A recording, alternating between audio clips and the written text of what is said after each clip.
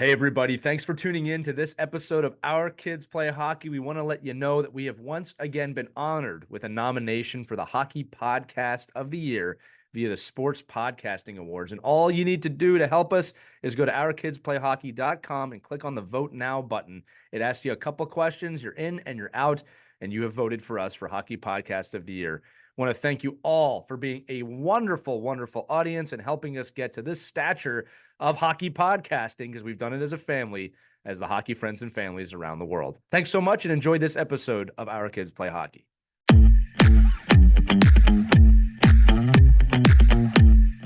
Hey, what's up, everybody? It's Lee. Welcome to this edition of Our Kids Play Hockey. Got a great guest today with multiple tiers of experience. Played in the NHL, runs one of the largest, if not the largest, tournament and showcase operations in America.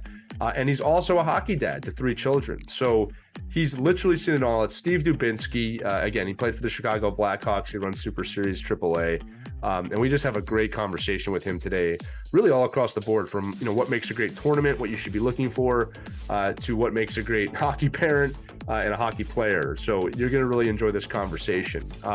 Also, speaking of tournaments, we know the season's starting, and I know a lot of you parents don't like it when your kids throw their equipment all over the floor, or they just can't find a place to put it, or you have a yard sale in your basement. So we want you to check out the dry stick at hockeywraparound.com. Use the code OKPH for a discount. The dry stick attaches to your kid's ice hockey stick.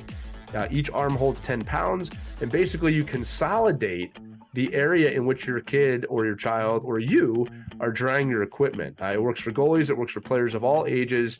Check it out. It's got unbelievable reviews so far about the versatility of it, but it'll consolidate the space. It's healthy for your kids. Obviously, drying equipment is necessary, and you can do it using something that every kid has, which is a hockey stick. So check out the dry stick at hockeywraparound.com, hockeywraparound.com, and use the code OKPH for a discount on your order of anything, including the Hockey Wraparound. So without further ado, enjoy this episode of Our Kids Play Hockey with Steve Dubinsky, and make sure you have a wonderful week and season, which I know is starting right now.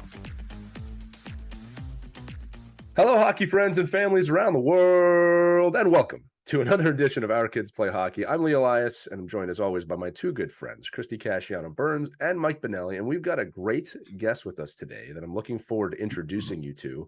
Some of you may know him from his time with the Chicago Blackhawks. Others may know him as the hockey director of SuperSeries AAA, which houses some of the best showcases and tournament events in youth hockey, in addition to recently partnering with the Elite Prospects to create the Elite Prospects Cup Series, which is taking place over the entire U.S. In different cities this season. He is a loving father to his 3 sons, Josh, Zach, and Aiden, all whom are currently coaching or playing at very high levels. And he's incredibly passionate about the game and even more passionate about the well-being of players. Ladies and gentlemen, please welcome Steve Dubinsky to the show today. Steve, welcome to Our Kids Play Hockey. Thanks for having me. Steve, let me start with this. You run a lot of tournaments, extremely successful tournaments, I might add, probably the largest in the nation, right? So what should parents and teams look for when deciding to invest in a tournament or a showcase? That's what I want to start with today.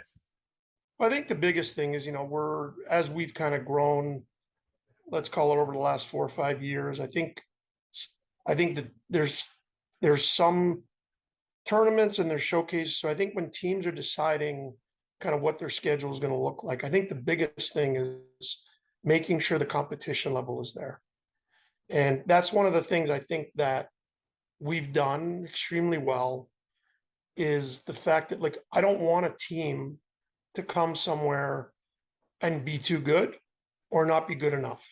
And that's something that I think Jeremy Dalla, my partner, and I have really stressed over the last probably 5 years that we've kind of changed our business model a little bit, is that we don't want to have teams come where the families are spending money, flights, hotels, food, and they get to a tournament and they beat up on everybody. No one gets better. They're bitter because they didn't play the right teams. And on the opposite side, if there's a team that's not strong enough, it might even be worse. Because you're going into a place, Christy might know this, you go into a tournament or a showcase and you leave on Sunday, you're like, why did we do that? Our kids are discouraged. We should have never been in this. The coach takes the heat, the manager takes the heat, the kids take the heat. They don't want to play the next weekend. And I think, that touches on a lot of things. Like, it's not the right thing for anybody. On the winning side, hey, everybody's happy to win. They win a trophy. They might not feel as great about it as if they beat everybody by a lot of goals, but it's still winning. It's that losing side that we really try and protect, just because it's just not right. And that's kind of what I would say is the biggest thing for a manager, a coach. AAA, AA, there's a lot of things that have happened since COVID, where my hockey rankings, which is something I'm sure you've talked about on the show before, right, wrong, or indifferent, that is a very good barometer, especially at the tier 1 level where teams are at. And so we utilize my hockey rankings as a barometer for, deciding what teams should be in what events. And the coaches and the managers should use that as well, because, I always get we revamped our team, we've gotten better, and they come to the first tournament and they didn't do any better. And then it's like, there's a trust between the manager, the coach, myself, what we do. And I think that's the biggest thing is, with getting back to COVID, my hockey rankings has like one full list of an age group, whether it's tier 1 or tier 2. So a lot of times in states like Florida, Texas, where there's only one tier 1 charter, AA hockey is strong.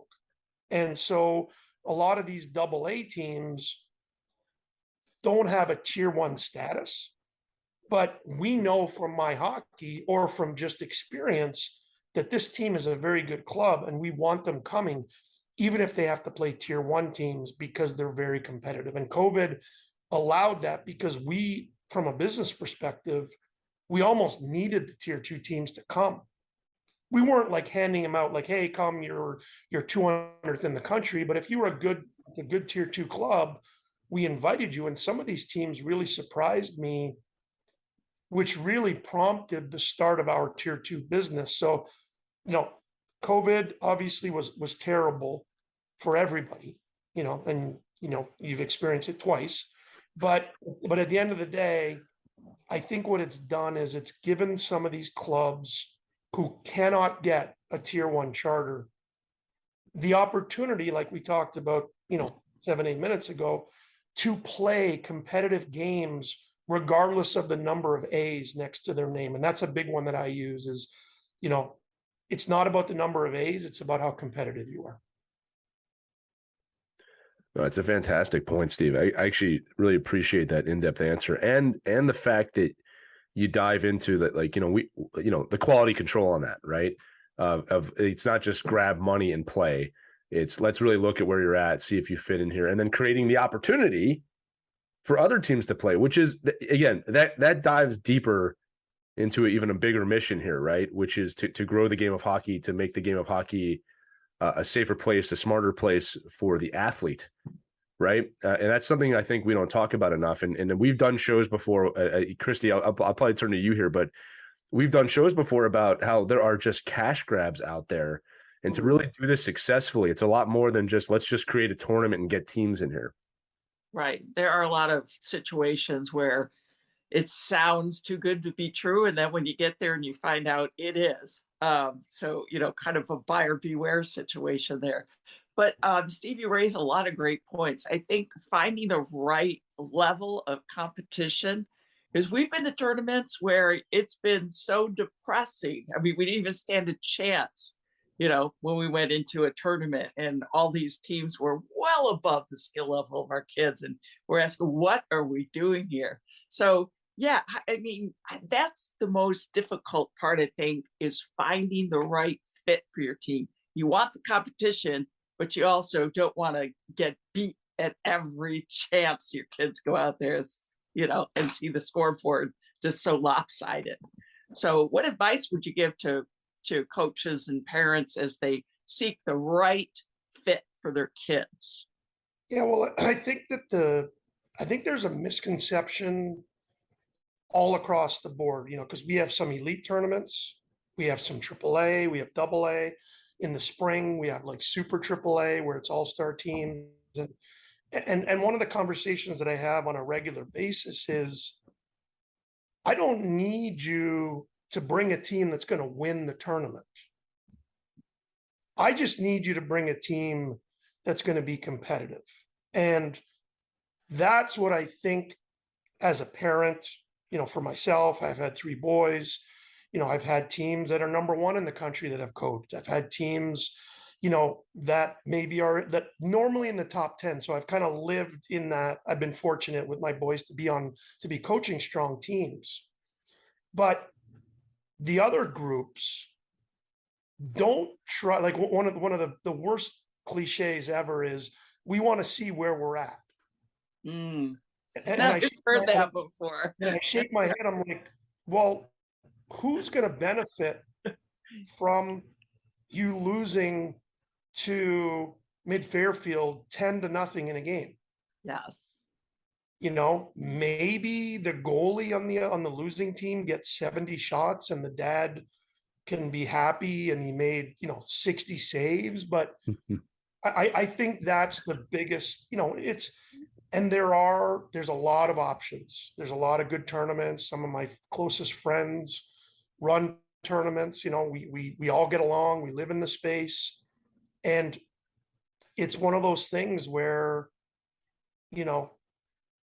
teams sign up, and sometimes they surprise you.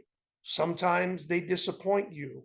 But getting back to that is it merely just comes down to, just do your homework, inquire. Myself and my partner and our group, we field emails, calls all the time from teams inquire, hey, we want to come to this. So Roxanne Hill, our operations manager, will shoot me an email and say, Steve, this team is interested in Boston Breakout. That's a good example. That's our largest tournament. She'll connect me with the person. I'll have a conversation with them to find out where they are. Because with Boston, with such a big tournament, that we like to tier the teams so that they're playing the right teams. If you're in the top 30, you're going to get teams that are in the top 30. Maybe you get 1 game or 2 out of the top 40, just because, it's good. It's the start of the season. You can see where your team is at. You can play some kids that are new. Like, there's a whole bunch of things that in September, my mindset as a coach would have been different than it would have been in December, January. Right. And that's really it. I mean, I think that's what I would recommend is it doesn't have to be Super Series, even though I'd love it to be, because there are other good tournaments. But the key to it is just making sure that you're in the right level. There's tournaments that have multiple levels because it's such large tournaments, and they do it right. They tier the teams, they have different levels, and people have a good experience. And then you have, what I call the elite group of teams from my hockey, and they've kind of built their own little segment in the market where they play each other, and they deserve to play each other. And it's kind of like, in a sense, it's kind of helped our business because the variety or the masses of the teams that want to play each other, let's say like 30 and below in my hockey, there's a lot more teams in that segment than there are in the top 30 per se. And so from a business perspective, it's a great place to live at the top. And we have a partner of ours, Matt Miles, who owns Exposure Hockey Group, that does create the elite experience. And it's been a good fit because we're not like pulling from each other. He's got his segment. We have ours. We've launched the AA. We now have this Elite Prospects Cup series that you mentioned that really services a niche in the market. And I think that's really it. Like, the teams in today with, the economy, flights are expensive, hotels are expensive, everything's expensive, gas is crazy. Gear is expensive. And I think that gear is expensive. So, Yeah, but even from a travel perspective, because the gear is the gear, like they're going to buy the gear, right. they have to buy a $360 hockey stick. They have to. They have to, but probably They not. have to. So, but at the end of the day, the travel is really the one where I think the managers and the coaches, and I've seen a lot of it changing in, we have a Western exposure series that we built, and we had a couple of teams from, I think it was Washington State, that wanted to go out east to a tournament, signed up, paid, and the director called me and said, "Hey, listen, we looked at flights and we just can't justify the cost." And my answer isn't, well, it's too bad. My answer is, we totally understand it. That is why we built this Western exposure series, Right. because we were conscious after all these years of me talking to these people, trying to convince them to come to Chicago or Boston or Pittsburgh or all these places that we have. I'm like, well, I built an event in Phoenix, Vegas, and San Jose specifically for that purpose of not having to cross the country to play games. Steve, what I love about SuperSeries AAA and the way you do this is that there is a clear understanding that there's a responsibility from your end to do this correctly. Which I'll say it's not always shared, in terms of the tournament world. And I think sometimes what happens, you're one of the largest, people can look at that like that's a behemoth, but it's a behemoth that's doing it correctly. Like they're trying to make this correct. One thing I wanted to ask you, and it's spawned from two things that you said. I've heard a lot of parents and coaches say, "Oh, we can win this tournament. That's a tournament we can win."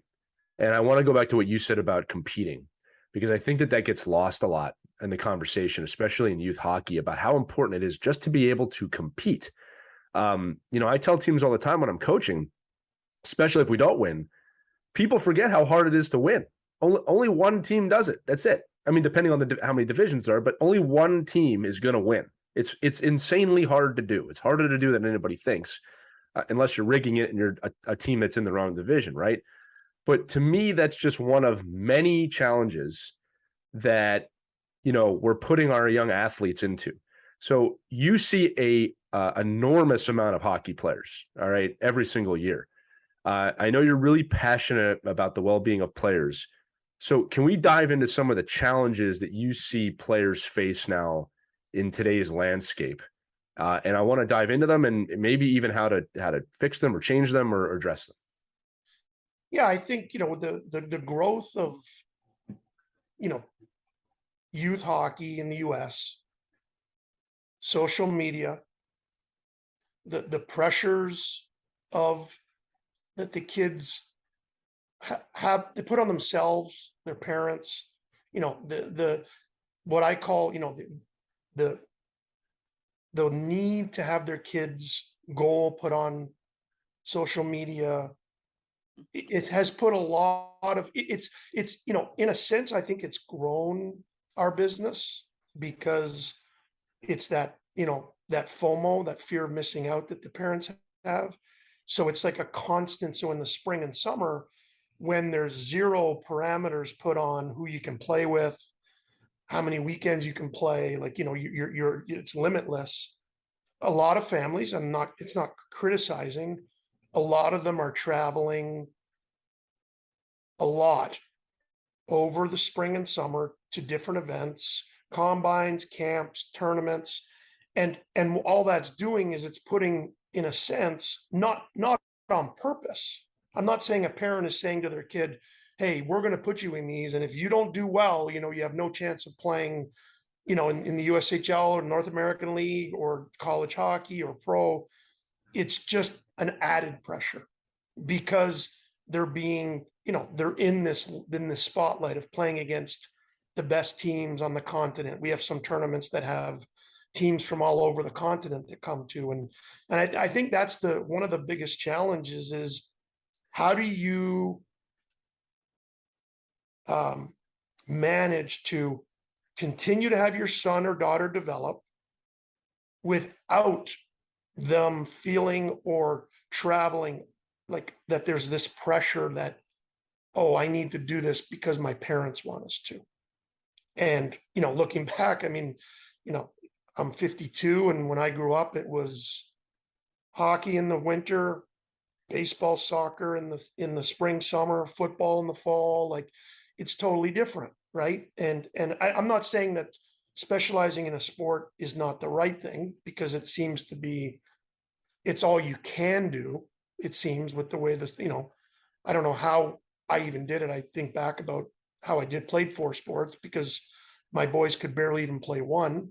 But that's what I think has happened, is the sports specialization. And I can only speak to hockey because I'm in it, and I'm sure it's in every sport, individual, team. It's everywhere. There's resources, there's coaches, there's everything for these kids today.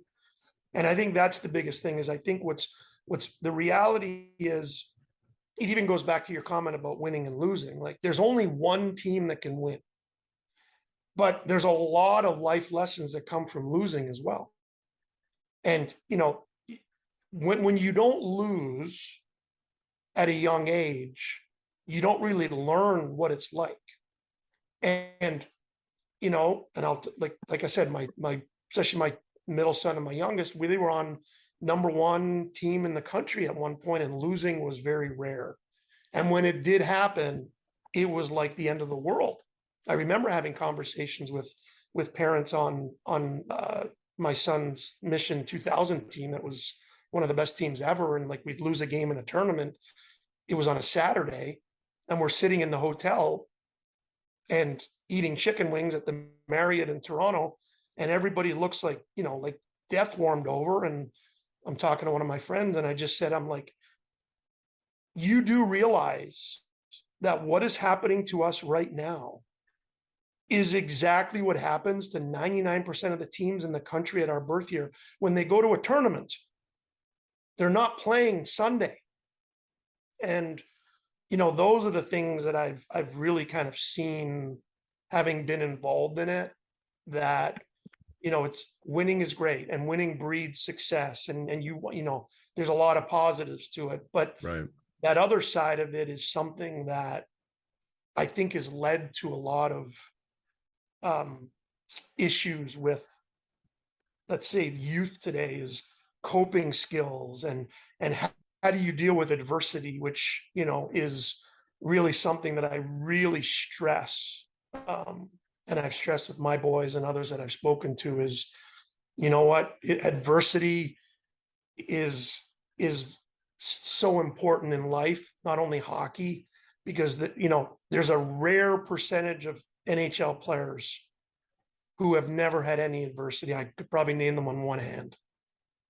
And even those guys, the Crosbys, the McDavids, Makar, the list goes on, and all these superstars, even though nobody thinks they ever had any adversity, I can guarantee you they did. Oh, yeah. How about dealing with being the best player in the world?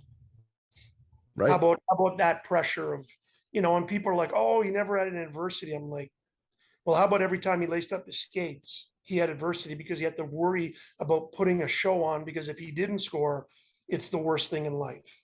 Right. Well, so yeah, let look, Crosby's a great example. And I'll tell you, and this is largely forgotten in the hockeyverse, but he comes in, and I remember this, gets a massive concussion, and makes the decision, as the best player in the world at that time, to say, I'm going to sit out for a year. And everyone ridiculed him for an entire year, and he was 100% right, and he completely changed how we view concussions in hockey because of that. You want to talk about adversity? And like you said, all those guys have faced adversity. I think another thing that you brought up, and look, I'm at the beginning of my parenting journey, right? My son's still a mite, but it's some of the things that surprise me. I always say this: I'm so thankful for Christy and Mike, because it's like, these are like group therapy sessions for me. But I was actually surprised last season how much anxiety I felt for my own kid. But because of this show and this group, I was able to kind of separate that and say, okay, that's on me. That's not him. So don't put that on him. And I didn't. And I don't plan to do that with my daughter either. But one of the things that I realized from that kind of split mindset is, Are we using hockey as a tool for him to get college scholarships or something, or is it a tool for his life? And that's kind of how I approach it, that this game is a tool for life lessons to teach him how to deal with losing, adversity, all the buzzwords you just said. And I think that a lot of parents get conflicted with that or lost in that sometimes. And I always say this too, like, look, before Bantam, like in that kind of pubescent time period, before that time period, I mean, it's all about just loving the game. Like, look, like, let's be honest, when your kid hits puberty, all bets are off anyway. All right. He might come out 5 inches taller or 5 inches smaller. And Yeah. his athletic ability might change. So my point is, from 6 years old to 12, 15, you got to develop a love for the game. Cause Steve, you can't make it without that.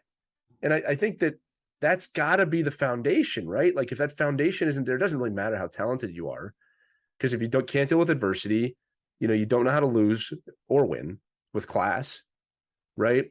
It's not a waste, but it's just it doesn't seem to be the right path to me. Yeah. Yeah. I think there's, definitely the love of the game and the passion. Like no one, the best players in the world, Crosby's a great example. And like everybody that I talk to, or if you read, he is the hardest working player in practice. Every practice, getting better.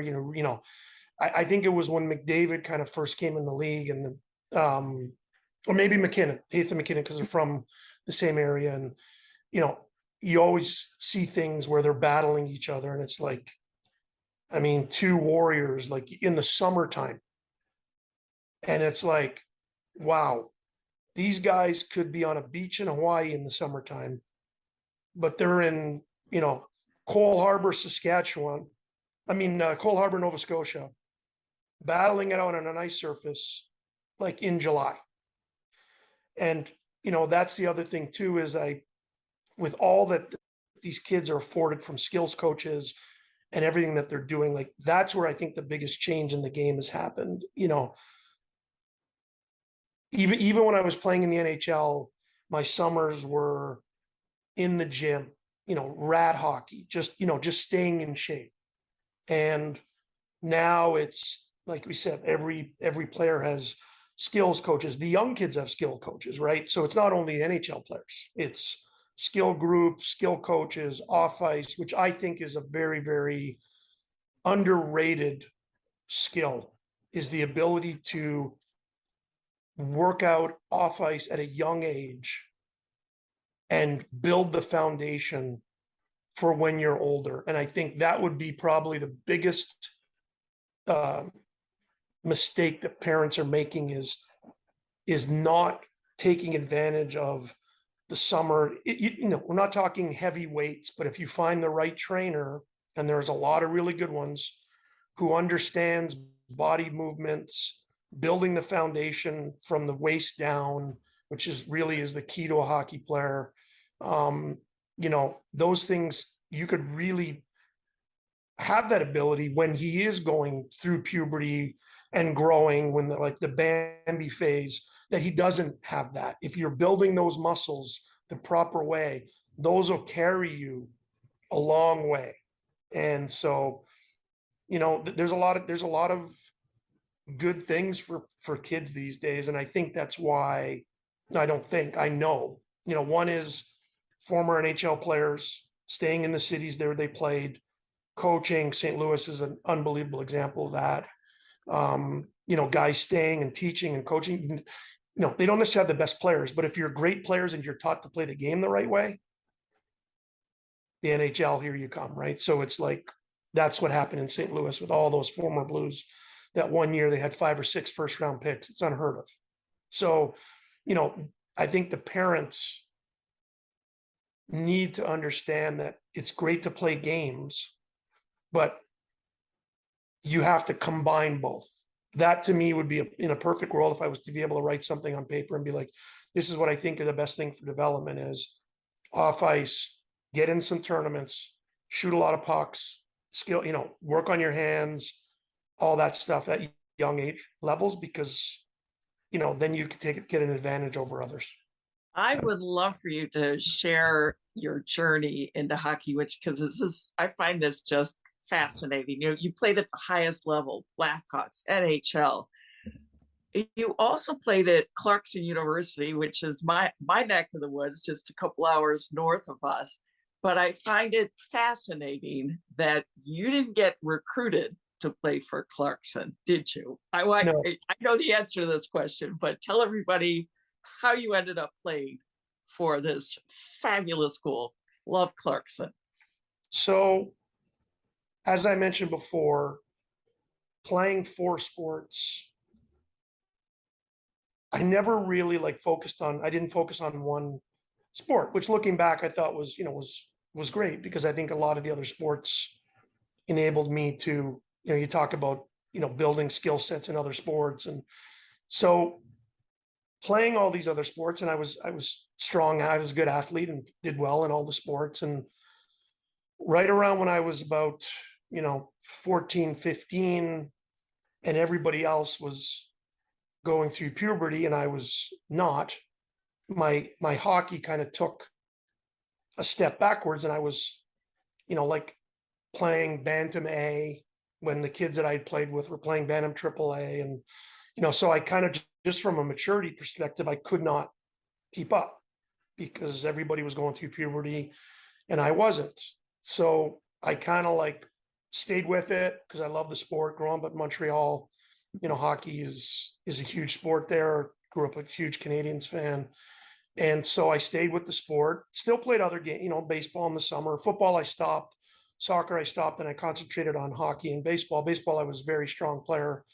But growing up in Montreal, playing baseball is like playing hockey in Florida 20 years ago. Like it just didn't exist. So I stayed with hockey.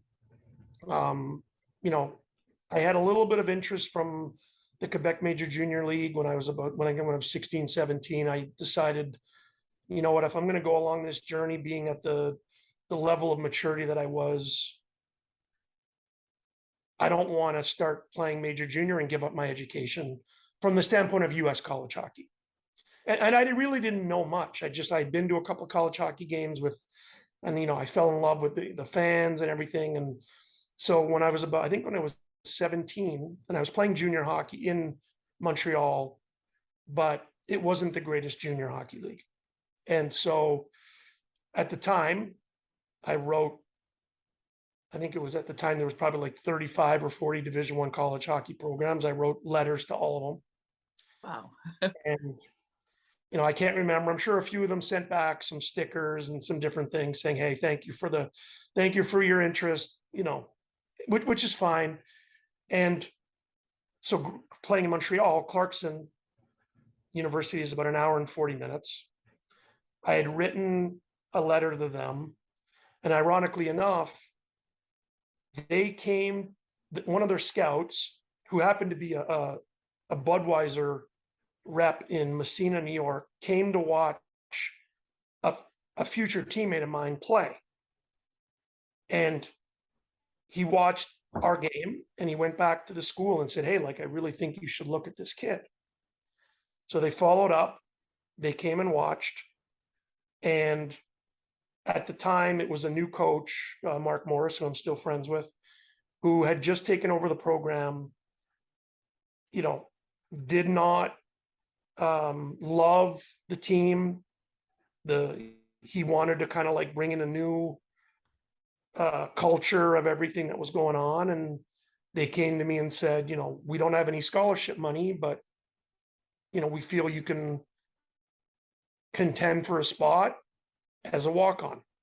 Wow. And so I went to my parents and we talked about it. And, college wasn't nearly as expensive in 1989 as it is now, but it was still, a lot of money for my family and US dollars. And we agreed that we're going to give it a year.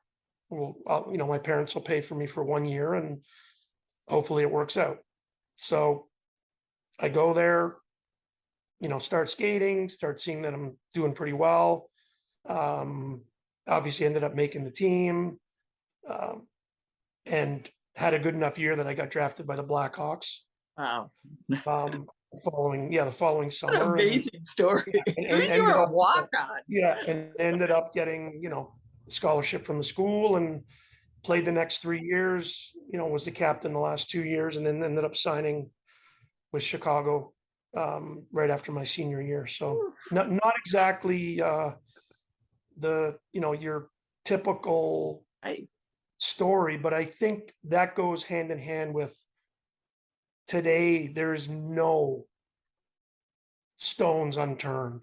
Right. I mean, it's, you know what I mean? There's just so much hockey. I think about like TJ Watt. I think it's TJ Watt, the player from Houston, Yeah. who walked on to Wisconsin, not because he didn't have 100 offers, because he wanted to play at Wisconsin. Like, and he's the best defensive player maybe in the history of the game. So it's like in hockey, it goes back to what I said, like the live barns, the hockey TVs, the youth sports plus, the list goes on and on of these streaming services, that there is no real stories like that anymore, because it's just overkill.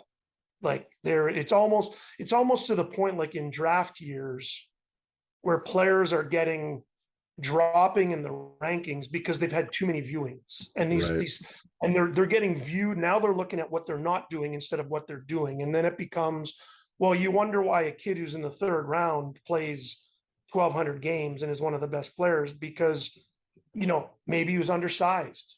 Maybe, you at the time you're looking for a bigger player, in your position. Like the draft, there's only 7 rounds. Some teams have 3 picks, some teams have 14 picks. So it's like a little bit of a depends on the year. So I just think that in today's world, and it goes, like I said, it's really difficult because everything is so public.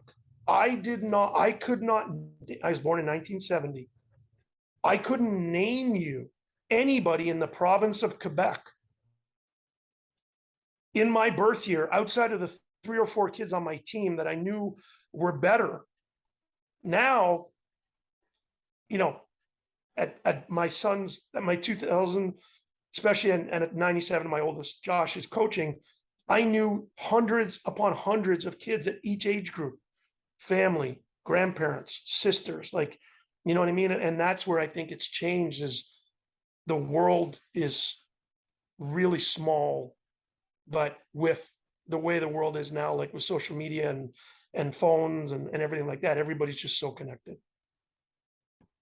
I want to hear from our silent partner over here, Mike. Yeah, Mike is here, ladies and Good gentlemen. For those of you morning. listening, Mike is on the air. I'm enjoying the conversation. Mike, I was going to say, Come for those of you listening, he's been watching the whole time, on. diligently That's listening right. to Steve speak. But yeah, Mike, we'd love to Jump throw in, it to you Mike. too.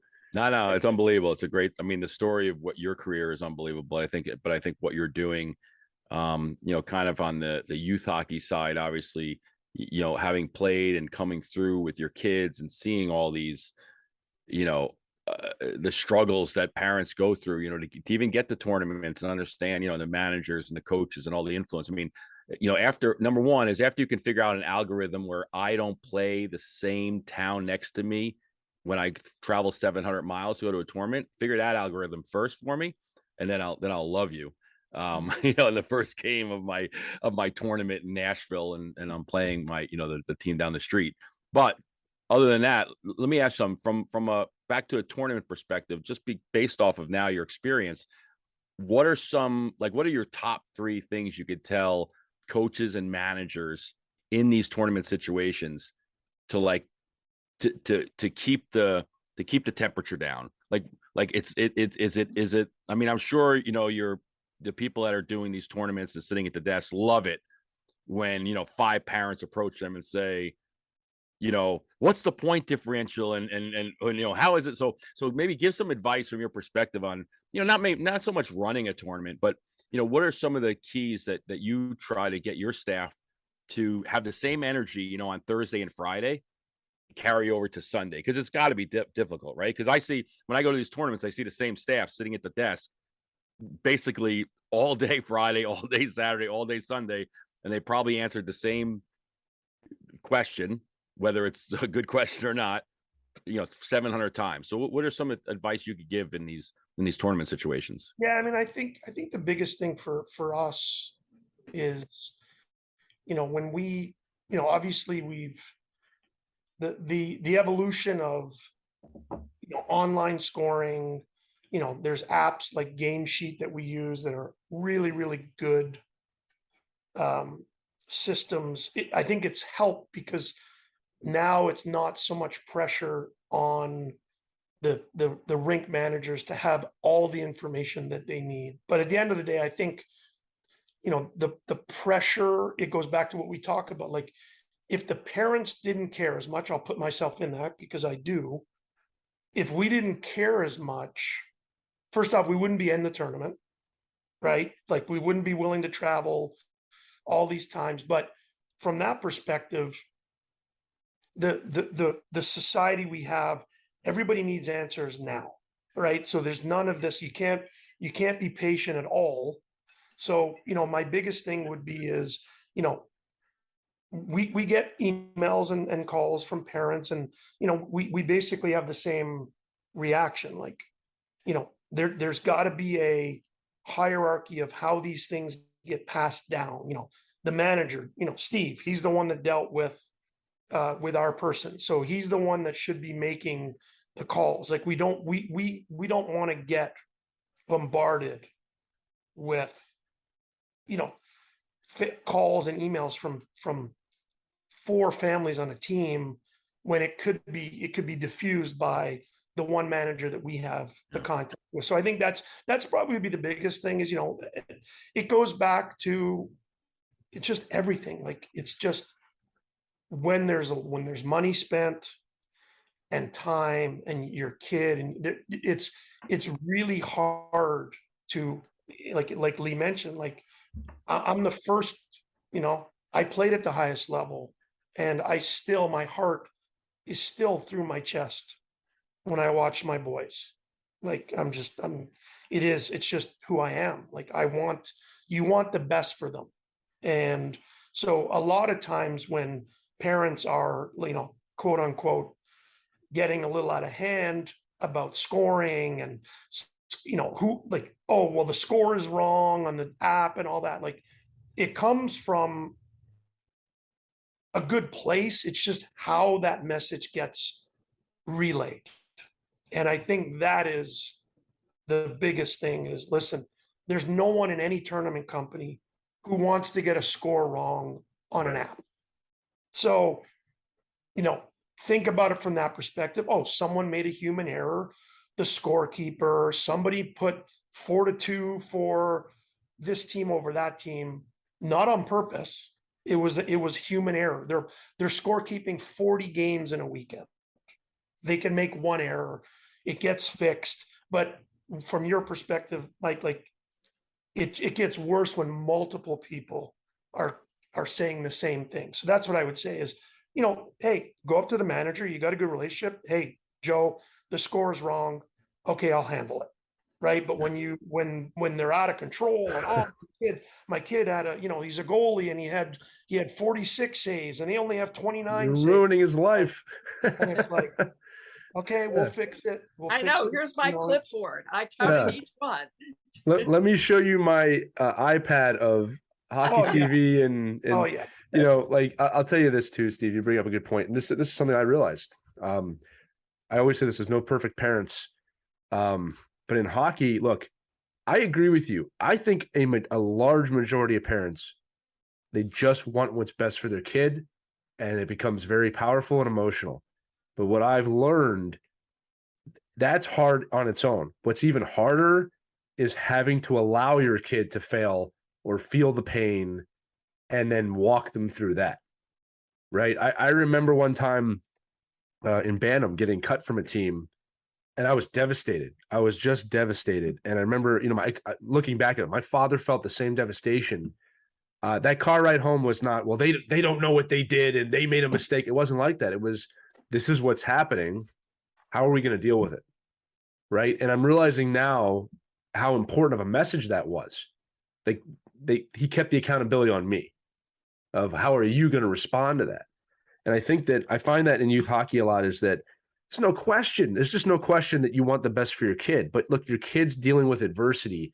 Focus on the adversity and how you're going to get over it. Because when your kid is 20, 30, 40, 50, 60, has kids of their own, that's far more of a powerful message than whatever your save percentage might have been or the score might have been that was incorrectly put in, that if you just talked like an adult would have been changed anyway. Right. So I always say this: hockey is a game where you can teach life lessons, and those life lessons are infinitely more important than any outcome of the game. And I'm talking all the way up through making the NHL. Steve, I've got two questions left. One of them I wanted to ask, because we had a conversation the other day about this, and I think this will be really valuable to our audience, right?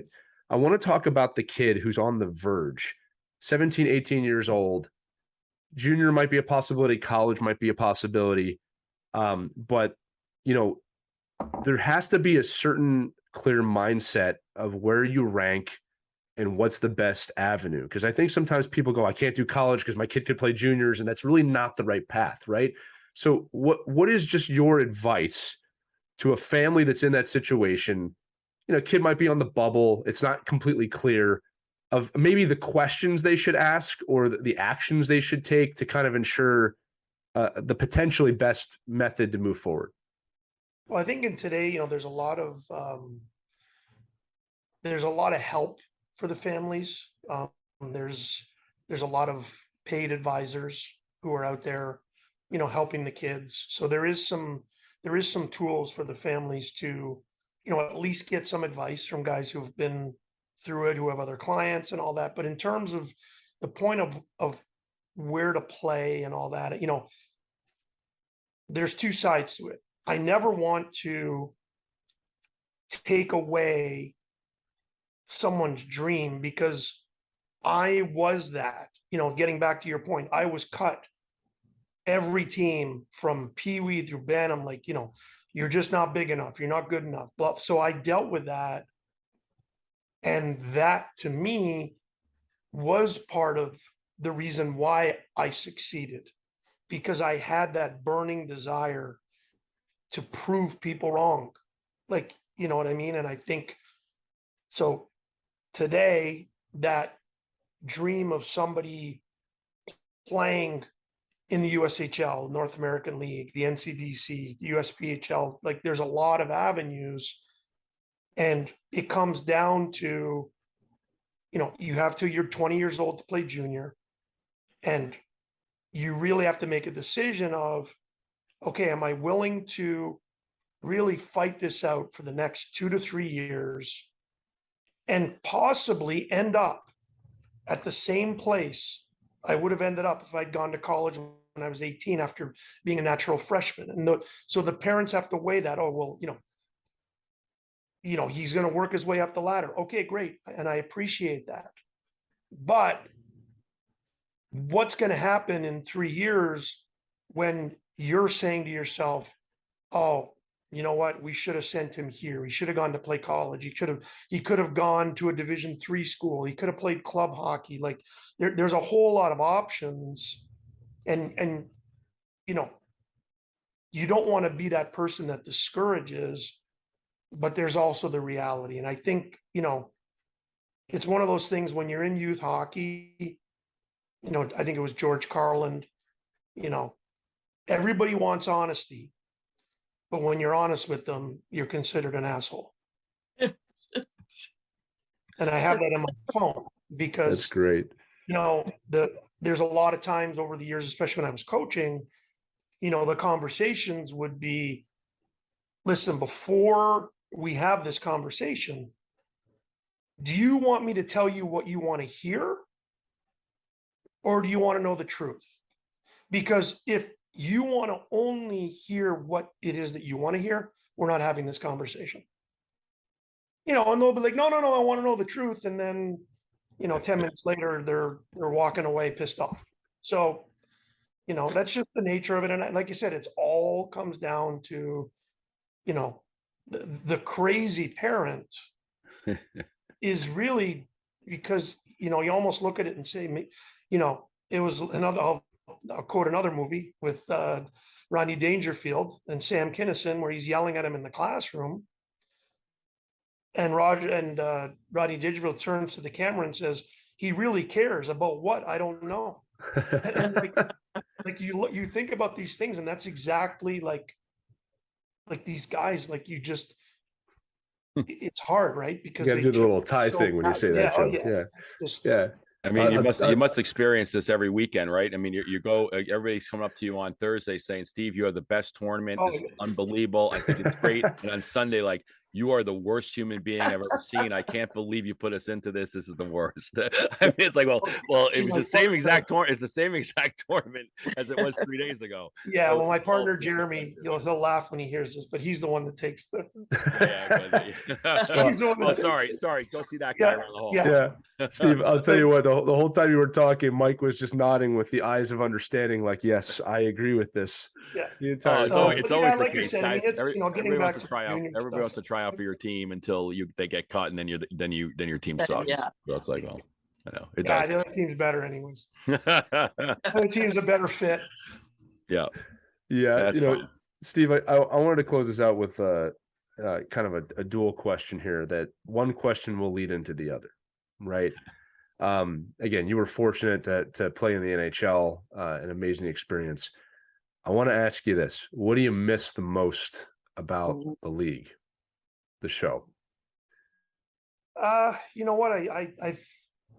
Obviously the money today is significantly higher. But at the time, I was making a good living. So I wouldn't put money as the top thing that I miss, but obviously it's nice to get a nice paycheck for playing a sport that you love. But I think when I retired and I tried to do a bunch of different things and, food service, and I was trying to almost remove myself from hockey for some reason that, I don't really know why, because it just kept on, coming back going like, why are you fighting Right.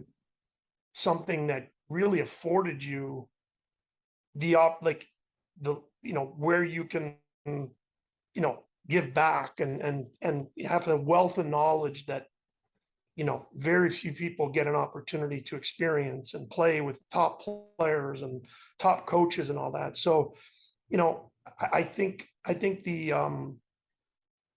the biggest thing is whatever business that I've gotten into, I've really felt that it was important to have a good team.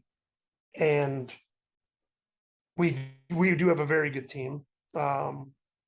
And I think that's allowed really our growth is that we trust each other. You know what I mean? Do we have fights within our company at times? We do. I mean, it's not, what family doesn't? yeah. So it's just, that's probably the biggest thing, whenever I have conversations with partners, with people that we want to do things with, as because we've had this conversation, the biggest thing for me is really just the fact that it never really works. Nothing in life works if it's one-sided. Right. It just doesn't, individual sports, maybe, but anything where there's a team involved, it just never works. You have to have everybody pulling on the same rope. You have to look out for your your business associate the same way as you do a teammate. And that's what I think is one thing that if anybody asked me, that would be it. It was just the locker room, lunches, dinners, Right.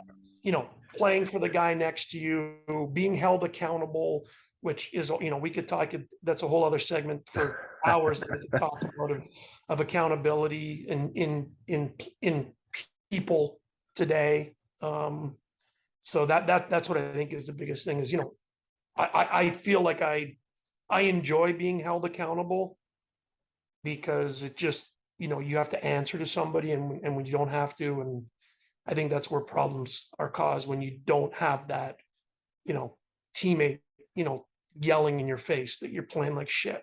And Well, yeah, it didn't happen often, but it happened a couple of times. And I think back going, God, I respect that guy even more now, having kids and seeing how that doesn't exist anymore. Right. Well, I was going to say, it turns out being honest is not being an asshole in that situation. But as you said before, but look, and that perfectly leads into this question, right? We're in a time period now. Social media is king. Information is king. Any parent who has a child that has a cell phone knows what I'm talking about. We've seen in locker rooms now, game ends, kids on their phone, right? So I think, you're talking about community here, right? And there is a clear lack of community or an attack on community in sports. And I think that based on your answer, we are forgetting how important that is, because you said it. There really is no successful venture in life. I'm not just talking hockey or business, where you don't have people surrounding you to help you. You brought up individual sports. I've had the privilege of interviewing some of the greatest individual athletes in the world. They'll all tell you, I have a team. You just don't see them, but I have a team. Like, I don't get this good, at tennis or being a jockey just because I do it. So my final question, and then Christy and Mike, if you have any follow-ups, please jump in, is how important is it for us in hockey to kind of reinvigorate the understanding of community, the understanding of team, building those bonds, and understanding that team building, team bonding is an essential part, not a bonus part, an essential part of the growth of an athlete?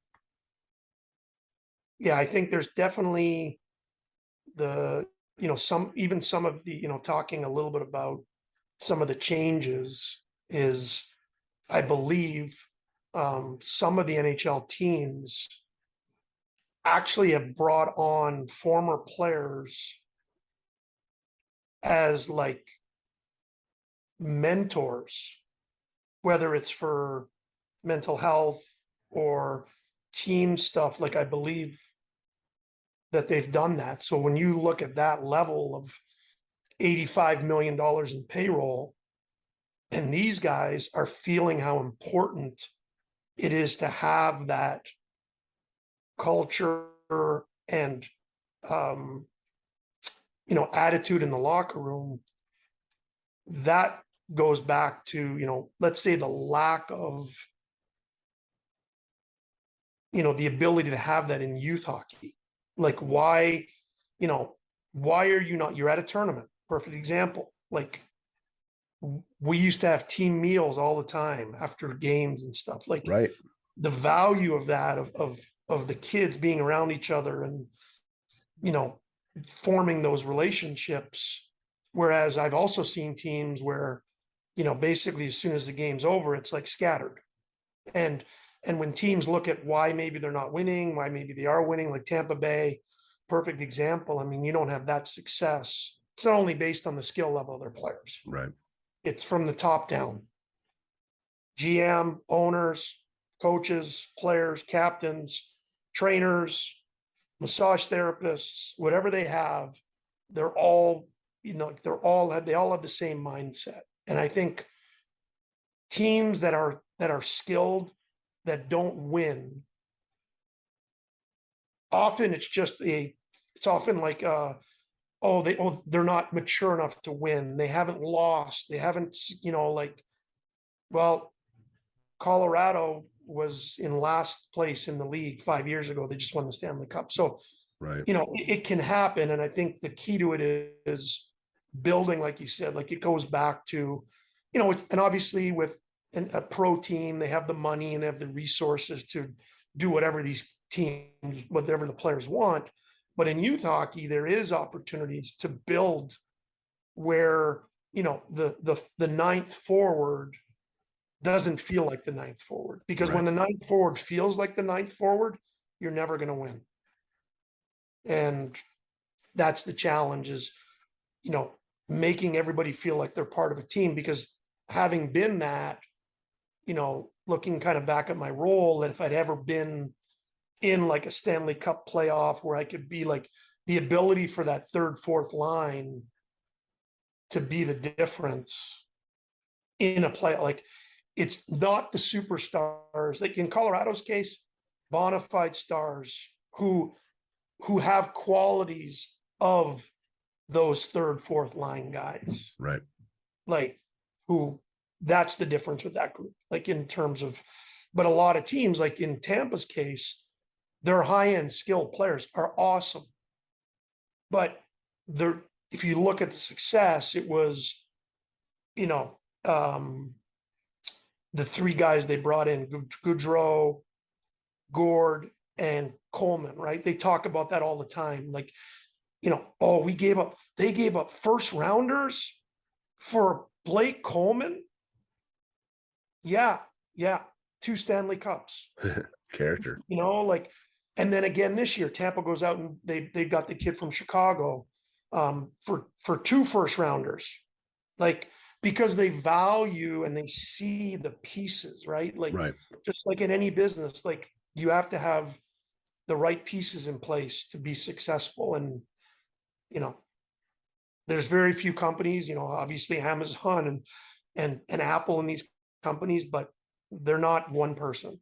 Right. Like, the one person might be the one in the news, Right. The figurehead. but there's a lot of pieces that go into, you know, what Amazon taking over the world, so to speak, right? And there's a lot to be said for that, and you know, and a lot of life lessons are learned. I agree, and maybe it's because I've been in hockey, but I do not believe there's another sport out there that creates life lessons that stay with people for their entire lives like hockey does. It's just, for whatever reason, I don't know if it's maybe it's the rink. There's no, you know, there's walls, there's all these things that come into play that really, you know, the percentage of players that play pro hockey is so small that the families have to realize that it's a sport for life, not a sport to get to be and play pro hockey. I love your answer. And I always say that in a tournament week, you may go through more adversity in that 6-day period than you will in 6 months. And I said, it is a great teacher. And I agree with you. Mike, Christy, I want to throw it to you before I close this out, if there's anything. Yeah, I just, maybe briefly we can touch upon this, because I'm trying to ask you this. Structure is important for a kid. Obviously, it's good to have good structure in a kid's life. But to me, it just seems like parents are over structured, even coaches too, and it's stifling creativity. Do you see that trend? Are you concerned about what you're seeing out there? You know what? I think it's definitely something that I do think about in terms of, like, I think structure to a point is important because, you know, there's a lot of different coaches, a lot of coaches have different philosophies. But I think that as the kids go up in hockey, the structure almost becomes more and more. So I think giving a young player, and I use this like almost like teaching, because when I was coaching at young age groups and we used to do like power play, and people were like, oh, well, you know, how are you going to be able to teach power play for these young kids? And I'm like, well, we'll teach power play, but we won't necessarily use that per se, where I'm going to get mad if they don't do it in the game. And I equate it to, if you have a child who's really good at math, are you just going to let him just stay at the level of math that everybody else is? So push them. I was a big believer in pushing them to the point where maybe they don't succeed at it, but at least it's in their minds as to what is kind of like going to be coming down the road in terms of, oh, well, you know, we're going to do an overload or an umbrella power play.